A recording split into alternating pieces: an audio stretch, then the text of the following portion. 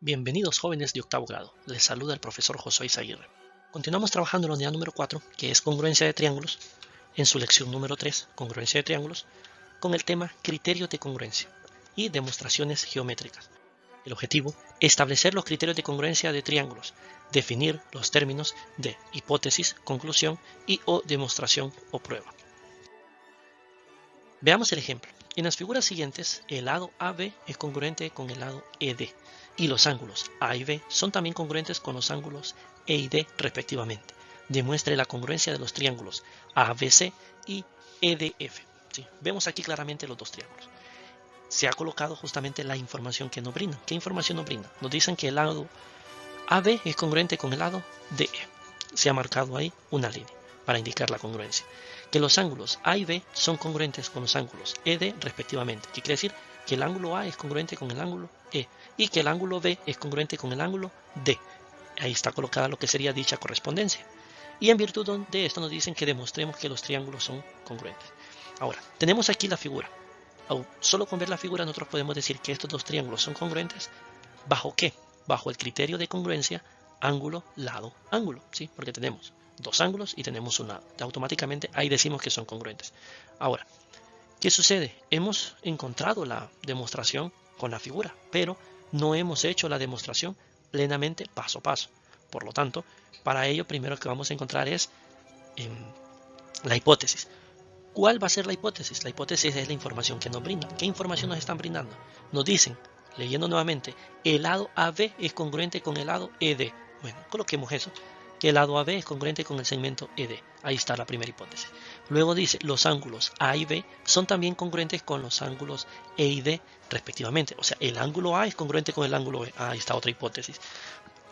El ángulo B es congruente con el ángulo D. Otra hipótesis. Y ahora, ¿qué nos dice? Demuestre. Ok, esa es la conclusión. Lo que queremos demostrar es la conclusión. Demuestre la congruencia de los triángulos ABC y EDF. Bueno, entonces triángulo ABC y el triángulo EDF. Justamente la información que nos piden que concluyamos. Ok, realicemos entonces dicha demostración, para lo cual colocamos lo que sería una columna de afirmaciones y una columna de justificaciones. ¿Qué son las justificaciones? El por qué decimos que esa afirmación es cierta. ¿Sí? Es lo que nos da el sustento. Primer paso sería decir que el segmento AB es congruente con el segmento ED. ¿Por qué es esto? Por hipótesis. Cuando nosotros decimos que es por hipótesis, momento de justificar, es por la información que nos están brindando, es la información dada. Entonces, ¿qué información nos dan?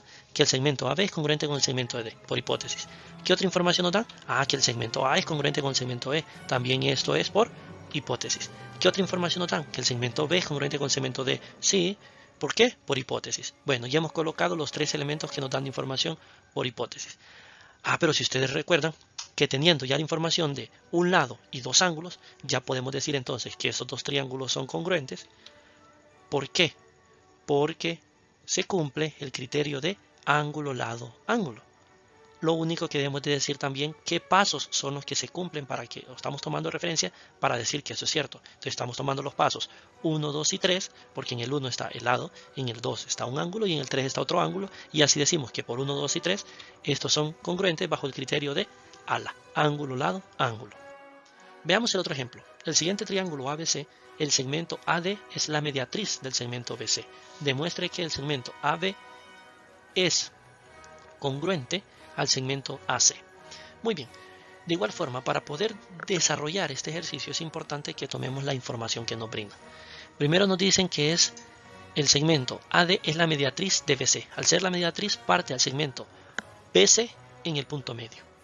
Aparte de eso, de partirlo en el punto medio, se crea un ángulo recto, o sea que es perpendicular al segmento D, o sea que se forma un ángulo de 90 grados. Esa es la información que nos brinda. En virtud de esta información está colocada ahí en lo que es la figura. Por lo tanto, podemos obtener nuestras hipótesis y las conclusiones. ¿Cuál sería la hipótesis? Que BD es congruente a DC, ¿sí? Porque es la mediatriz que corta entonces en el punto medio, segmento BC. ¿Qué más? Como es mediatriz, es perpendicular al segmento BC, segmento AD, ¿sí? Esos dos elementos muy importantes. Y como conclusión, entonces, lo que queremos demostrar que ambos segmentos AB y AC son congruentes.